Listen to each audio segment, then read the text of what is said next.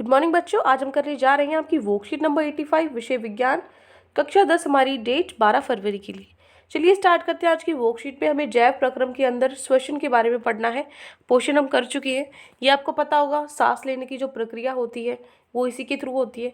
ये प्रक्रिया मेन काम करती क्या है, ये इसके द्वारा जो संजीव भोजन से ऊर्जा उत्पन्न करते हैं। जो भोजन हमारे शरीर में हम खाते हैं उससे हमें ऊर्जा मिलती है, ठीक है, उसी से ये उत्पन्न होता है। इसमें हमें जो सांस लेना और कोशिकीय श्वसन शामिल है। देखो, वायवीय श्वसन और अवायवीय श्वसन दो तरीका का ये होता है। ये वायवीय में क्या होगा, ऑक्सीजन की उपस्थिति होती है, लेकिन इसमें नहीं होती, ठीक है। इसमें ये माइटोकॉन्ड्रिया में होता है। और ये क्या होता है, कोशिका द्रव्य और विशेषकर यीस्ट कोशिकाओं में होता है। इसमें जो अंतिम उत्पाद है वो CO2 और जल है।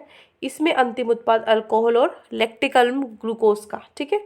इसमें ग्लूकोज का पूर्ण अपचयन होता है, CO2 जल और ऊर्जा मुक्ति होती है। इसमें अपूर्ण अपचयन होता है, उपचयन होता है, ठीक है ना।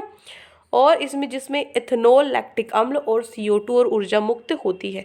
याद रखना ये आपको, इसमें क्या क्या होगा, CO2 जल और ऊर्जा, इसमें इथेनॉल, लैक्टिक अम्ल और CO2 ऊर्जा, इसमें से आएंगे जो आपकी अंतिम उत्पाद आएंगे, ठीक है। अब देखो, जो ग्लूकोज कोशिका है, ग्लूकोज कोशिका के कोशिका द्रव्य में पायरुवेट और ऊर्जा में परिवर्तित होता है। पायरुवेट अब निम्न में परिवर्तित होता है। किसमें हो जाता है, जो ये पायरुवेट होता है वो अगर ऑक्सीजन की उपस्थिति होती है माइटोकॉन्ड्रिया में तो वो CO2 कार्बन डाइऑक्साइड जल में और ऊर्जा में हो जाएगा। लेकिन अगर ईस्ट में ऑक्सीजन है, जैसे उसके अंदर अनुपस्थिति होती है ऑक्सीजन की, तो वहाँ पे क्या होगा, इथेनॉल, कार्बन डाइऑक्साइड और ऊर्जा। और ऑक्सीजन के अभाव में मांसपेशियों में कमी जब होती है ऑक्सीजन की, तो लैक्टिक अम्ल, CO2 और ऊर्जा बनेगी, ठीक है। अब देखो, पौधों में कैसे होता है। जो पौधे होते हैं पानी में होते हैं, जैसे हम स्थलीय जंतु, इनके अंदर कैसे ऑक्सीजन लेते हैं, देते हैं, मतलब क्या फायदे नुकसान होते हैं। देखो, जो पौधों के अंदर श्वसन होता है, पौधे गैसों का आदान प्रदान रंध्र द्वारा करते हैं। मैंने पिछली वर्कशीट में बताया था, रंध्र क्या होते हैं, छोटे छोटे छेद होते हैं और जो पत्ते होते हैं उनकी सतह पर, ताकि जो ऑक्सीजन है, कार्बन डाइऑक्साइड आ जा सके। तो पौधों की कोशिकाओं में कार्बन डाइऑक्साइड तथा ऑक्सीजन का आदान प्रदान विसरण विधि द्वारा होता है। पत्ती में जो स्टोमेटा है और कठोर एवं कष्ट तने में लेंटिसेल श्वसन अंग है। पत्ते में तो किससे सांस लेता है, श्वसन अंग कौन सा है, स्टोमेटा है। और इसमें क्या है, जो कठोर और जो वो होते हैं, तने होते हैं, उसके अंदर क्या होता है, लेंटिसेल, ठीक है। जो स्थलीय जंतु है, स्थलीय जंतु वायुमंडलीय ऑक्सीजन लेते हैं, परंतु जलीय जंतु जल में विलीय ऑक्सीजन ही उपयोग करते हैं, ठीक है। स्थल जैसे हम हैं, ठीक है, जो जो धरती पर रहते हैं, इसमें क्या होगा, जो वायुमंडल में हमारे हवा में जो ऑक्सीजन उससे हम लेते हैं। लेकिन जो जल में रहते हैं, पानी में रहते हैं, समुद्र तालाब में, वो कैसे लेते हैं, वो विलीय ऑक्सीजन की ही उपयोग करते हैं। जो पानी के अंदर जो ऑक्सीजन होती है वही ऑक्सीजन वो लेते हैं। तो वायु में ऑक्सीजन की जो मात्रा है वो ज़्यादा होती है, अधिक होती है। इसीलिए जो स्थलीय जंतु हैं, जो धरती पर रहते हैं, उनको तीव्रता से सांस लेने की जरूरत नहीं पड़ती। लेकिन जो जल में रहते हैं वहाँ पे ऑक्सीजन कम होती है यहाँ से, इसलिए उनको जल्दी जल्दी सांस लेना पड़ता है, तीव्रता से सांस लेने की आवश्यकता होती है। क्लियर है।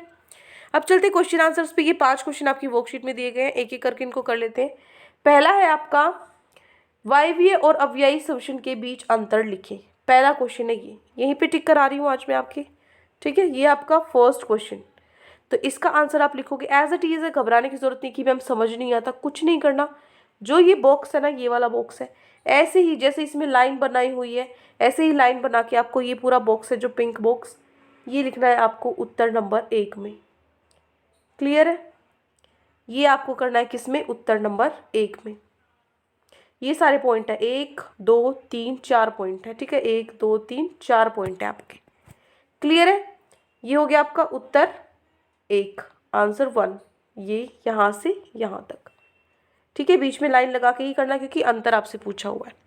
लिख सकते हो अब यहाँ से, बिल्कुल साफ दिखाई दे रहा है। अब चलो आगे प्रश्न नंबर 2 पर। प्रश्न नंबर 2 है, अभिकथन आपको दिया हुआ है, स्टोमेटा पत्ती की सतह पर पाए जाने वाले छोटे छिद्र होते हैं।